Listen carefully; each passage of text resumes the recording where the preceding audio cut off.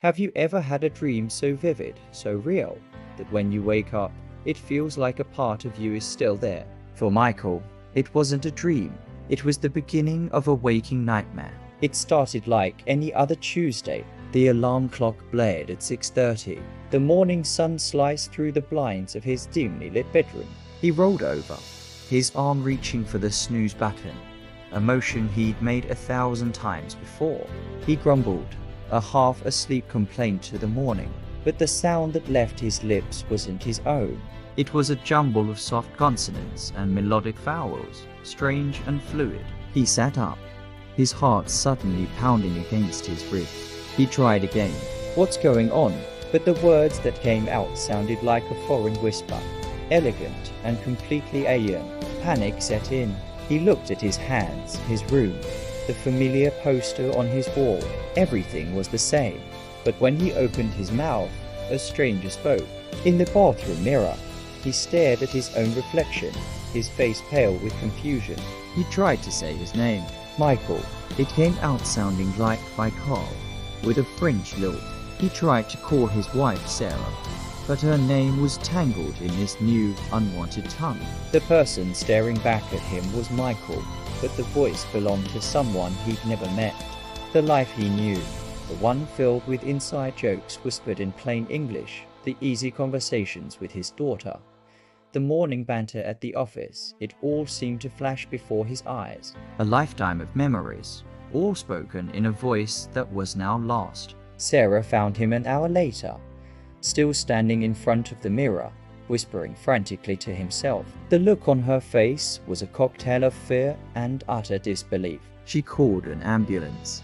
The world became a blur of flashing lights, sterile white hallways, and concerned faces speaking in hushed tones. The hospital was a labyrinth of tests and questions. Doctors, neurologists, and psychiatrists came and went, each more puzzled than the last. They showed him flashcards. Say apple, they'd instruct. He knew the word. He could see it in his mind, picture the red skin, feel its weight in his hand.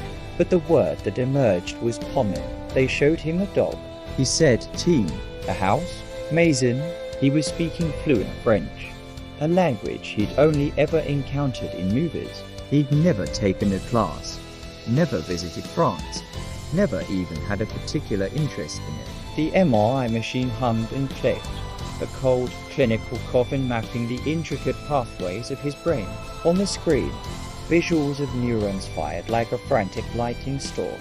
The doctors pointed to charts, showing activity in language centers of his brain that should have been dormant. They called it foreign accent syndrome, a rare, almost unbelievable neurological condition. It can happen after a stroke or a head injury. But for Michael, there was no injury, no trauma. He had simply gone to sleep as an American man and woken up sounding like a Parisian. The diagnosis felt like a label for something incomprehensible. It didn't explain the why. It didn't bring his voice back. The world outside the hospital walls had become a foreign country. At work, his colleagues stared, whispering when they thought he couldn't hear. Simple conversations turned into exhausting performances. Ordering a coffee felt like a public spectacle. The barista would smile, trying to be helpful. Oh, you're French. He would just nod, the lie easier than the truth. He felt like an imposter in his own life, a tourist in his own body. The isolation was a heavy blanket, suffocating him. He would watch old home videos, listening to his old voice, a voice that now sounded as strange to him as his new one. He saw himself laughing with his daughter, telling her stories. A deep, aching sense of loss would wash over him. Who was he, without the voice that had defined him for 40 years? He started seeing a therapist, a kind woman named Dr. Reese.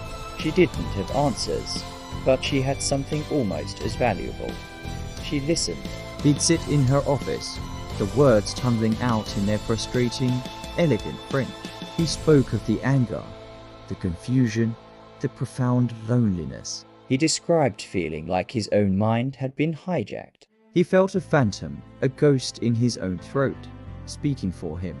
Dr. Reese explained that the brain is the most complex object in the known universe. a delicate, mysterious web of connections. Sometimes a wire gets crossed, a pathway reroutes. It wasn't magic, it was neurology. But knowing that didn't make it any less terrifying. The nights were the worst. He'd lie awake, listening to the silence, afraid to speak, afraid of the stranger who would answer. His daughter, Lily, was only 7. At first, she was scared. "Daddy, why do you talk funny?" she'd ask, her small face creased with worry.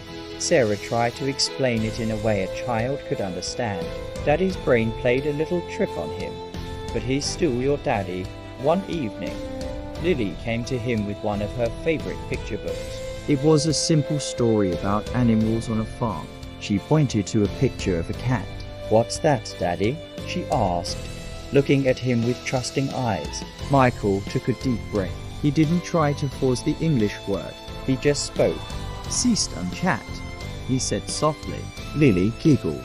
"Chat," she repeated, her pronunciation clumsy and cute. She pointed to a cow. "Vage," he said. "Vash," she echoed. In that moment, something shifted. It wasn't about the language he was speaking. It was about the connection. He was still her father. He could still teach her, still share a moment with her. The language was different, but the laugh was the same. It wasn't a magical cure. It was a beginning. Michael started to see his situation not as a loss, but as something else, something new. He started to explore this new language that had been thrust upon him. He bought French books, watched French films without subtitles. He found a strange beauty in the rhythm and flow of the words. It was a part of him now, whether he liked it or not. The frustration didn't disappear overnight. There were still days he would shout at his reflection in a language he didn't choose, mourning the voice he had lost. But the anger was slowly being replaced by a quiet acceptance. He realized that a voice is just a tool for communication. It's the vessel, not the message. His thoughts, his feelings, his memories, his love for his family, they were all still there, intact. One day, walking through the city streets, he saw a group of tourists asking for directions. Their words a mixture of broken English and fluent French. Without thinking, Michael walked over. "Whose church is Quelchos?" he asked. "Are you looking for something?" Their faces lit up with relief. He gave them directions, the conversation flowing easily, naturally. For the first time, his new voice didn't feel like a curse. It felt like a bridge.